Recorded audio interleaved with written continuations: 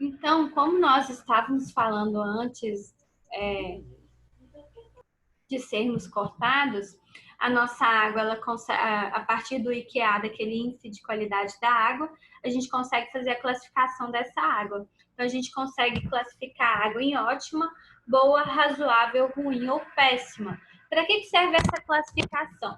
Então, se nós temos a água ótima, boa ou regular ou razoável, essa água ela é própria para o abastecimento público após um tratamento convencional. Então, se a gente aplicar um tratamento convencional, a gente pode utilizar essa água. Então, o meu IQA de 51 acima, eu consigo fazer a utilização dessa água para abastecimento público. Se a minha água apresentar um IQA menor do que 51, então o que vai acontecer? Nós vamos ter uma água imprópria, menor do que 51, não, desculpa, menor do que 36, peguei o limite errado. 36 e 51, que é regular. Então, se ela apresentar aqui um IQA menor do que 36, a água ela vai ser imprópria para o abastecimento público, então ela não pode ser utilizada, mesmo se ela passar por um tratamento. Então, mesmo se a gente fizer um tratamento nessa água, se ela apresenta esse índice de qualidade tão baixo, a gente não vai poder fazer a utilização dessa água para consumo público, tá bom? Então, a gente precisa de tratamentos muito mais avançados. E quanto mais etapas, quanto mais avançado o tratamento, mais custoso fica esse tratamento de água, mais custos serão envolvidos, então fica mais caro a gente fazer esse tratamento, tá bom? Quais são os parâmetros, então, que são utilizados no IQA? A gente falou que são aqueles 9, né? Vamos voltar aqui para vocês verem. Então, são 9 parâmetros. Oxigênio dissolvido, coliformes, pH, demanda bioquímica de oxigênio, nitratos, fosfatos, variação na temperatura, turbidez e resíduos totais. Esses são os 9 parâmetros que a gente utiliza para determinar o IQA. São só esses, professora? Não, existem vários parâmetros que a água apresenta. Então, lá naquela resolução do CONAMA que eu passei para vocês, tem o limite de todos os parâmetros que a água apresenta. Então, parâmetros físicos, a gente tem a temperatura, o sabor e o odor, a cor, a turbidez, os sólidos e a condutividade elétrica. Todos esses são parâmetros físicos da água. Os parâmetros químicos da água são a alcalinidade, a dureza, o pH, o oxigênio e o nitrogênio.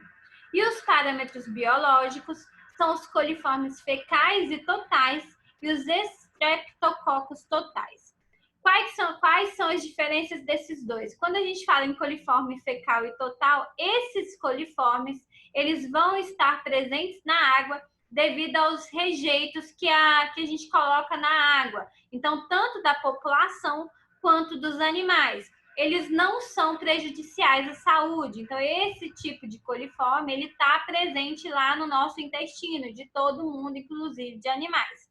Quando a gente fala em estreptococos, esses sim, eles são micro-organismos que eles causam doenças, eles são patogênicos.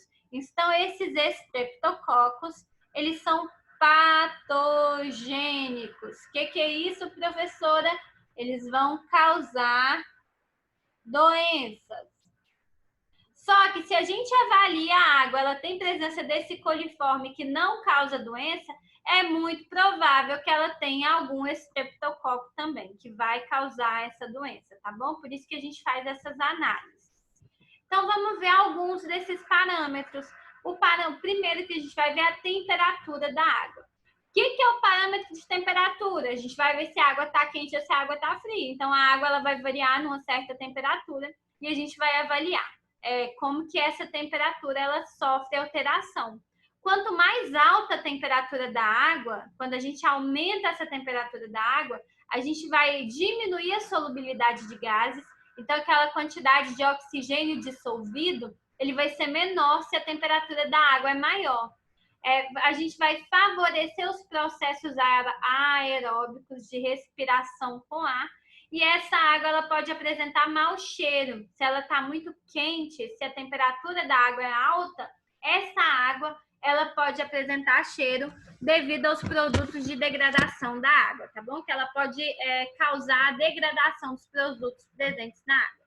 Então, a temperatura é a temperatura comum que a gente conhece da água, e essa temperatura ela influencia nos outros parâmetros. A gente tem que avaliar esses parâmetros durante um certo intervalo de tempo. Então, não é só a gente fazer a avaliação da temperatura numa hora do dia, pronto, acabou, peguei lá a temperatura. Não, essa temperatura ela tem que ser avaliada em pelo menos 3 horários diferentes. Então, de manhã, de tarde e à noite, para que a gente possa determinar essa variação de temperatura daquela água, tá bom? Outro parâmetro físico que a gente tem é a condutividade elétrica. Como que a água ela pode conduzir eletricidade? O que tem que ter na água para que ela conduza eletricidade? Minerais? Sais minerais, exatamente. Então, se a nossa água ela possui sais, esses sais eles vão ser dissolvidos na água, e quando eles são dissolvidos, eles vão se dissociar em cátions e ânions, devido à presença da temperatura. Então, muitos desses sais, eles vão causar essa condutividade elétrica. Mas o que faz com que essa água apresente sais? Pode ser descargas industriais, então as descargas industriais aumentam a quantidade de sal na água. O próprio consumo de sal nas residências, porque aí lá para o nosso esgoto, a gente vai levar uma água salina e essa água ela pode ser despejada, e as excreções da população e dos animais. Então, tudo isso pode fazer aumentar a presença de sais na água. Se a gente aumenta a presença de sais, a gente aumenta a condutividade elétrica. Então, esse parâmetro de condutividade elétrica, ele serve para avaliar se aquela minha estação de tratamento de esgoto, ela realmente está tratando o esgoto, se não está jogando sais lá no nosso leito de rio, ou ainda se existe algum rejeito, algum dejeto lá naquele leito de rio, tá bom? Que a gente está utilizando. Outro parâmetro físico que a gente estuda são os sólidos. Esses sólidos... Oi, pode falar. Essa avaliação de qualidade, ela é feita, por exemplo, só quando você vai abrir uma fonte nova, ou tem que ser feito sempre? Como que eu vou, assim, não tem uma obrigatoriedade de ser feita, por exemplo, a cada 6 meses. Então, a gente não tem essa obrigatoriedade.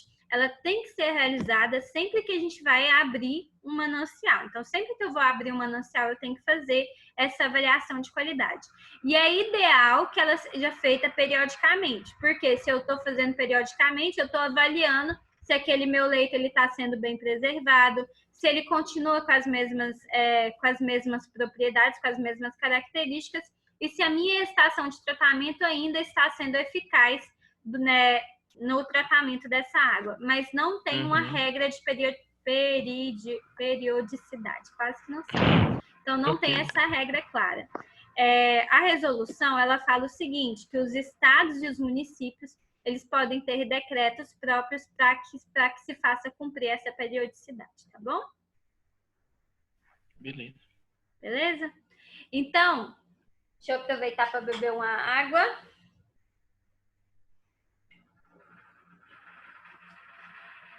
A gente tá falando... fome, viu? Tem um macarrão e não, Lucas? Calma, Jean, tá acabando. Ó, os nossos parâmetros físicos, outro que a gente determina são a quantidade de sólidos presentes na água.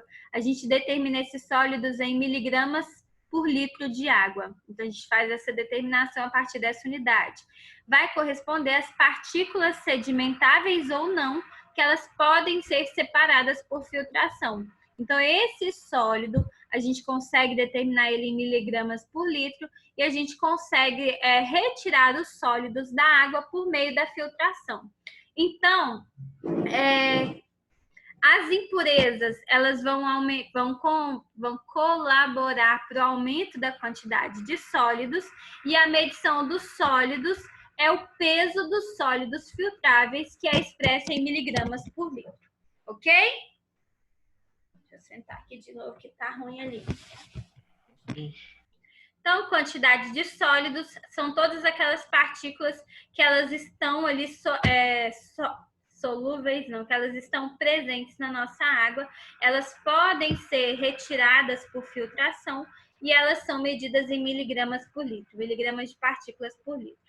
Outro parâmetro físico é a cor da água. Então, a água ela pode apresentar uma cor. Cor e turbidez são coisas diferentes. Quando a gente fala que a água tem cor ou a água está turva, são parâmetros diferentes. A cor ela é alterada por ações antropogênicas ou ela pode ser alterada por matéria orgânica decomposta. Então, quando a gente tem matéria orgânica decomposta, a água ela pode ter presença de ferro e manganês, aí ela vai obter uma coloração mais avermelhada. Então, isso é a cor da água. Esse processo é natural. O processo de ação antropogênica é aquele processo que a gente pode descartar pigmento no leito do rio, então ele vai alterar a coloração. Antropogênica é ação humana, então é alguma ação que foi feita pelo homem, tá? Essa medida é feita por análises visuais, utilizando uma escala de cores amarelo. Então, essa escala tem um nome, a gente vai pegar e consegue comparar com aquela escala qual vai ser a cor que a água adquire. A turbidez, ela vai medir o quanto que a água vai interferir na luz que passa por ela. Então, quanto que aquela amostra de água ela interfere na luz. Essa turbidez, ela acontece devido à quantidade de produtos, de material particulado presente na água. Então, essa turbidez, vocês já viram aquela água barrosa, que ela fica parecendo que tem umas partículas boiando? Então, aquilo lá é uma água que é turva, que ela tem turbidez. Então, essa turbidez a gente vai colocar produtos químicos como coagulantes, e esse coagulante ele vai fazer com que aquelas partículas elas se unam, formando os coágulos, para depois se unirem, formando os flóculos, que aí elas vão ser decantadas, tá bom? Então, a turbidez, ela é melhorada pela floculação e coagulação da água. A gente consegue retirar a turbidez por meio da floculação. Outro parâmetro físico é o resíduo total. O que é o resíduo total? É a matéria que permanece após a evaporação, secagem ou calcinação da amostra de água durante um determinado período de tempo. Então, eu pego uma amostra de água, peguei essa amostra de água, levei para calcinação. Qual que é a diferença? Evaporação, secagem ou calcinação? Evaporação, eu vou deixar ela lá evaporando no tempo. Secagem, eu vou colocar na estufa. Calcinação, eu vou colocar a altíssima temperatura. Então, normalmente, a calcinação é feita em mufla, em altíssima temperatura, tá? 600 graus a gente faz a calcinação. Depois desse tempo, a gente vai ver se sobrou alguma coisa no fundo do nosso cadinho, que é o recipiente que a gente colocou a amostra.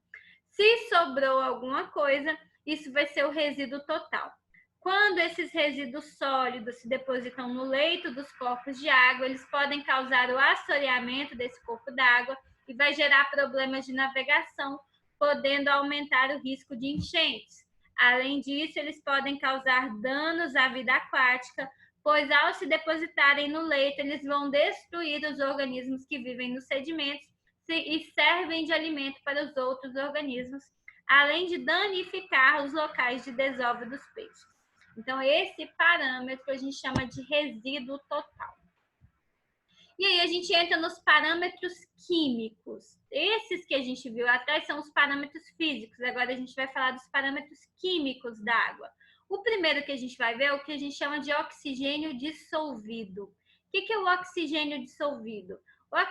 O oxigênio dissolvido na água, ele é vital para a preservação da vida aquática, porque os organismos, os peixes, eles vão precisar do oxigênio dissolvido na água para que eles possam respirar. As águas poluídas por esgotos apresentam baixa concentração de oxigênio dissolvido, porque o oxigênio ele é consumido lá no processo de decomposição da matéria orgânica. Então, se eu tenho água muito poluída, essa quantidade de oxigênio dissolvido, ela vai ser muito pequena, porque esse oxigênio ele foi consumido para fazer a decomposição daquela matéria orgânica. Então, esse parâmetro químico é um parâmetro que a gente consegue avaliar como está a poluição daquele leito de água, tá bom? As águas limpas, elas vão apresentar concentrações de oxigênio dissolvido mais elevado, geralmente superior a 5 miligramas de oxigênio por litro de água, exceto se houverem condições naturais que causem esse baixo parâmetro. As águas eutrofizadas, o que são águas eutrofizadas? Águas que são ricas em nutrientes, que tem muita alga. Então, essas águas, elas podem apresentar concentrações de oxigênio superiores a 10 miligramas por litro, e a gente conhece isso como supersaturação. Então, quando nós temos esse tipo de água, isso pode ser chamado de supersaturação, uma quantidade muito alta de oxigênio dissolvido. Isso ocorre em lagos e represas que têm crescimento de alga, que durante o dia essa alga faz fotossíntese, elevando aquela quantidade de oxigênio dissolvido na água, tá bom? Além da fotossíntese, o oxigênio é introduzido na água também através de processos físicos e que dependem da característica hidráulica dos corpos de água. Como assim? Se eu coloco, por exemplo, uma cascata, se eu tenho uma cascata, alguma curva do rio, que o meu rio vai aumentar a velocidade. Quando eu aumento a velocidade, eu vou aumentar a concentração de oxigênio dissolvido, tá bom? Oxigênio dissolvido, vocês entenderam? Sim. Ótimo, então. Depois a gente tem o que a gente chama de demanda bioquímica de oxigênio, DBO. Esse DBO, ele pode ser chamado só de DBO ou ainda de DBO 520. Por que DBO 520? Porque ele é a demanda bioquímica de oxigênio consumida em 5 dias numa temperatura de 20 graus. Então, ele pode vir também apresentado dessa forma. Essa demanda bioquímica de oxigênio vai representar a quantidade de oxigênio necessária para oxidar a matéria orgânica presente na água através da decomposição microbiana aeróbia. Quando a gente tem um alto valor de DBO, esse alto valor, ele normalmente é provocado pelo lançamento de cargas orgânicas lá naquele nosso leito, lá naquela nossa água, principalmente devido a esgoto doméstico. Então, se a gente tem um valor muito alto de demanda bioquímica de oxigênio, é porque normalmente tem um esgoto sendo lançado naquela água. Então, quanto maior a demanda bioquímica, menor vai ser a qualidade daquela água, tá? Altos valores de DBO, eles causam uma diminuição do oxigênio dissolvido na água e pode provocar mortandagem dos peixes. Então, se a gente tem uma alta ocorrência de DBO, a gente vai ter uma diminuição lá do oxigênio dissolvido na água. Então, alto DBO, a gente vai ter um menor oxigênio dissolvido. E isso pode causar mortandade de peixes. Entenderam também a demanda bioquímica? Esses dois parâmetros que levam em conta o oxigênio, eles servem para a gente avaliar se vai existir esgotamento sendo lançado lá na nossa água, tá bom? Então, eles são muito importantes. Tá aí, tudo bem? Ok. Ótimo. Outro parâmetro químico é chamado de nitrogênio total. Perdi meu mouse. Então, nitrogênio total. Nos corpos d'água, esse nitrogênio ele pode acontecer como nitrogênio orgânico, nitrogênio amoniacal, nitrato ou nitrito. Então, são os 4 tipos que o nitrogênio ele pode aparecer num leito de água. Os nitratos, eles são os mais perigosos, porque eles são tóxicos aos seres humanos. O nitrato é tóxico e se ele estiver presente na água em alta concentração, ele pode causar doenças. Uma dessas doenças é chamada metaemoglobinemia infantil e ela causa mortandade nas crianças. Então, esse parâmetro aqui, ele tem que ser pequeno em relação ao número de nitratos para que não cause mortandade infantil.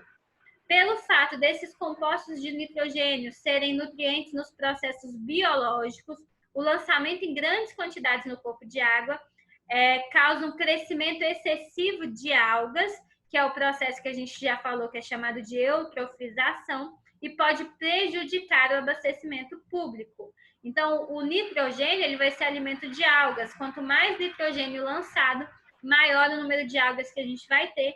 Essa alga ela vai causar eutrofização da água. E se a gente tem uma eutrofização, essa água ela não vai poder ser utilizada para o abastecimento público. As fontes de nitrogênio elas são variadas e uma das principais é o lançamento de esgoto sanitário e efluente industrial. Então, se nós temos uma grande quantidade de nitrogênio, isso também pode ser sinal que está tendo um lançamento de esgoto lá naquela água. Em áreas agrícolas, o escoamento da água da chuva, quando o solo recebe fertilizante, também pode ser uma fonte de nitrogênio nessas águas, tá bom? Então, a gente tem que determinar. Outro parâmetro químico é o que a gente chama de fósforo total. O que é o fósforo?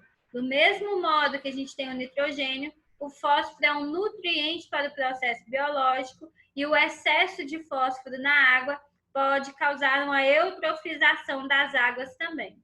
Então, entre as fontes de fósforo que são lançadas lá na água, nós temos os esgotos domésticos, pela presença dos detergentes superfosfatados e a própria matéria fecal, que também possui fósforo. Então, essa grande quantidade de lançamento de águas com detergentes pode aumentar uma quantidade de fósforo na nossa água. A drenagem pluvial das áreas agrícolas e urbanas também pode aumentar essa fonte de fósforo nas águas. E os efluentes industriais que se destacam são as indústrias de fertilizantes, as indústrias alimentícias, de laticínios, frigoríficos e abatedouros. Então, essas indústrias, elas podem aumentar o fósforo lançado nas águas. Se a gente tem uma alta quantidade de fósforo, a gente vai ter um menor índice de qualidade da água. Tá aí, tudo bem? Beleza. Ok. Outro parâmetro químico é a dureza. Então, a dureza da água é uma propriedade que é relacionada à concentração de alguns íons minerais que são dissolvidos na água. Quais íons são esses? Os sais de cálcio e de magnésio. Então, se a gente tem sais de cálcio e de magnésio nessa água, a gente vai ter essa presença dessa dureza. Quando nós estamos lá na nossa estação de tratamento, a gente tem um processo que a gente faz para poder retirar a dureza da água, que é o amaciamento. Aquele processo de amaciamento, a gente vai retirar a dureza dessa água, vai diminuir a dureza.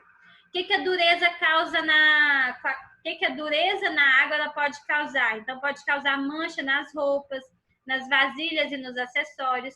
Pode causar um ressecamento da pele dos cabelos, pode causar entupimento dos canos, chuveiros, torneiras e pode causar uma corrosão acelerada de componentes elétricos. Tudo isso se a água apresentar dureza. Como que eu faço para verificar essa dureza? Normalmente a gente verifica a dureza a partir do carbonato de cálcio. Então a gente vai definir miligramas de carbonato de cálcio por litro de água. E aí a gente consegue fazer a classificação dessa água quanto à dureza. Então, se eu tenho menos de 15 miligramas por litro, eu vou ter uma água que é muito branda, de 15 a 50 branda, 50 a 100 ela vai ser moderadamente branda. Uma água dura, ela é classificada quando ela tem 100 miligramas a 200 miligramas de carbonato de cálcio. E se eu tenho mais que 200 miligramas de carbonato de cálcio por litro de água, essa água ela vai ser considerada muito dura, tá bom? Pode ser utilizada para abastecimento? Pode, só que aí eu vou ter que passar por um processo de amaciamento para retirar essa dureza da água. Tá aí, tudo bem? Ok. Nós temos o índice de qualidade, que é chamado biológico, parâmetro que a gente utiliza para determinar o IQA é só um, que é o coliforme termotolerante. Então, esse coliforme termotolerante é o mesmo que o coliforme fecal. Então, essas bactérias que são coliformes, elas acontecem normalmente no trato intestinal de animais de sangue quente e são indicadoras de poluição por esgoto doméstico. Se eu tenho esse parâmetro aqui, se eu consigo determinar essa quantidade, isso significa que aquela minha água ela está sendo contaminada por um esgoto doméstico. Essas bactérias de coliformes, elas não são patogênicas, então elas não vão causar doenças.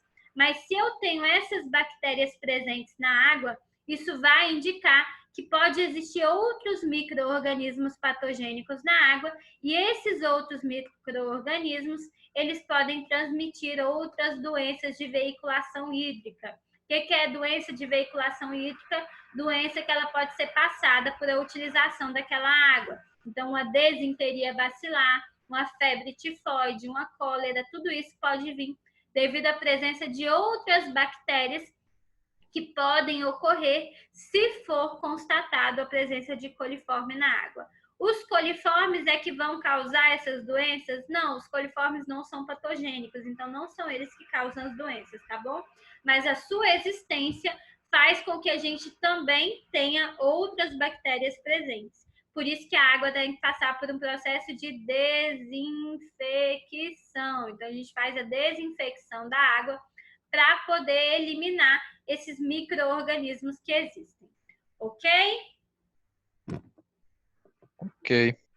E aí, gostaram?